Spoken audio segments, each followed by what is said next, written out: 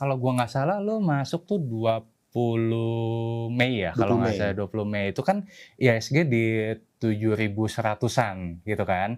Nah, terus kan di situ sebenarnya udah mulai tuh ada yang tadi gue bilang tuh yang perang antara Iran dan Israel tuh udah mulai ada berita-beritanya lah gitu. Dan hence ternyata memang benar di week 1 atau week 2 Juni gitu kan. Dan nah inilah nanti gue ceritain ya. Jadi intinya gini, Bu. So far ya betul dari 20 Mei sampai dengan per kita podcast ini udah naik 10,09% ya.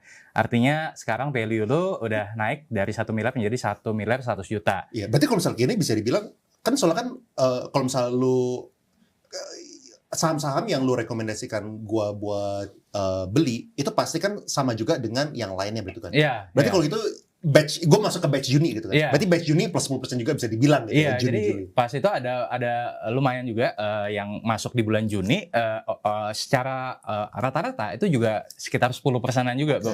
Gitu. Nah, cuman kan tiap batch kan beda kan. Jadi misalkan yang batch Juli bisa jadi portonya juga beda, alokasinya dananya juga beda gitu. Jadi gue akan menyesuaikan dengan situasi dan kondisi gitu.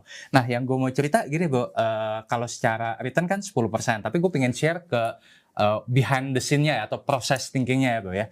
Jadi kalau kita lihat di sini pas masuk di 20 Mei itu sebenarnya gue nggak terlalu agresif untuk langsung masuk. Ya kan, karena waktu itu yang tadi gue sempat mention lagi ada kekhawatiran perang Iran dan Israel segala macam gitu kan. Dan hence ternyata kalau lo lihat di sini ya, ini yang garis ini, Bu, itu adalah yang IHSG.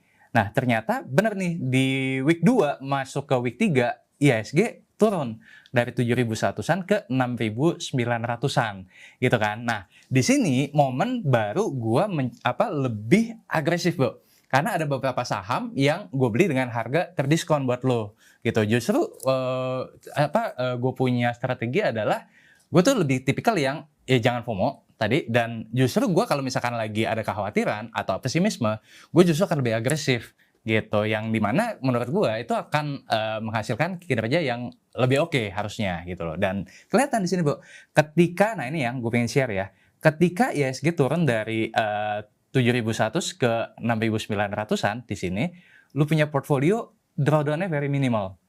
Nah, itu yang gue jaga sebenarnya. Jadi gue nggak pingin klien-klien gue tuh drawdown-nya tuh kayak roller coaster. Gue pingin ketika misalkan market turun, drawdown-nya juga mungkin ada tapi minimum. Nah, di sini kelihatan lu punya porto itu drawdown-nya jauh lebih minimum ketimbang penurunan IHSG itu sendiri gitu. Nah, di momen ini ya mulai gue lebih agresif lagi nih beli saham buat lo gitu kan. Nah, di sini kelihatan nih ya ketika IHSG-nya mulai rebound lagi, kekhawatiran Iran dan Israel udah mulai berkurang gitu ya. Ya, IHSG-nya naik tapi lo punya portfolio naiknya lebih tinggi lagi, Bro. Gitu.